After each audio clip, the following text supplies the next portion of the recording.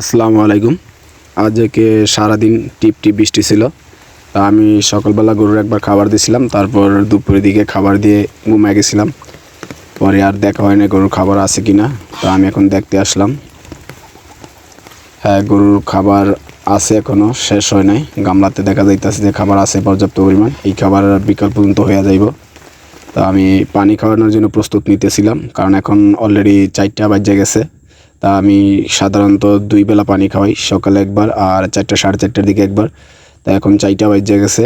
তা এখন বৃষ্টিও কমছে, বৃষ্টি নাই, এই টুকটাক 2-1 ফোঁটা পড়ে। তা চিন্তা করলাম এই সুযোগেই পানিটা খাওয়ালাই।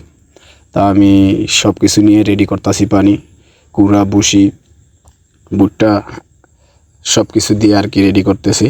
তা ওই যে এই জায়গায় আবার সরষের খোলের পানি ছিল, তো এইগুলা মিক্স করতেছি একসাথে। তা যারা গরু পালেন সবসময় চেষ্টা করবেন 2 বেলা পানি খাওয়ানোর জন্য, একবারে সকালে একবার আর গরু আপনার 4টা সাড়ে 4টার দিকে একবার। তা এখন তো আবার শীতকাল আইসা পড়তেছে, আপনার 4টা সাড়ে 4টার দিকে শীত পড়ে যাব। তো আপনি আমার ধারণা আর কি, আমি আপনার সকালে একবার খাওয়াবো আর হচ্ছে কি আপনার 2টা বা দুপুর 1টা-1.5টার দিকে একবার খাওয়ালাম, কারণ শীতকালে আবার আপনার ঠান্ডা পানি খাওয়াইলে সমস্যা। তো 4টার দিকে মোটামুটি ভালোই শীত পড়ে যায় শীতকালে। অলরেডি এখন শীতকাল নাই, কিন্তু অলরেডি শীতকালের কাছাকাছি আমরা আইসা পড়তাছি, প্রায় বর্ষাও শেষ হয়ে যাইতেছে। এখনই বড় রাইতে শিশির পরে শীতের আগাম বার্তা দিতেছে। তা আমার পানি রেডি হয়ে গেছে, আমি এখন গরুর কাছে নিয়ে যাইতাছি। আর বৃষ্টিতে যা নাজেহাল, একবারে বলার বাইরে, কি একটা অবস্থা। আসলে আমরা আগে এইখানে গরু পালতাম 2টা, তা এখন মোটামুটি 6টা গরু হয়ে গেছে। এই কারণে কাদা একটু বেশি হইতাছে। আর ওইভাবে এখনও আমরা প্রস্তুত করতে পারতাছি না জায়গা, কারণ হচ্ছে এখন মাটি আনার মাটি মানে কই থেকে মাটি আনবো ওই জায়গা নাই, কারণ সব জায়গায় পানি।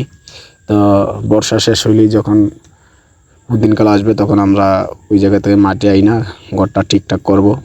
আশা আছে এখন একটু আর্থিকভাবেও সচ্ছল, আশা আছে পাকা টাকা করে একবারে উঠামো। তো এটা একটু সময় লাগবে আমার।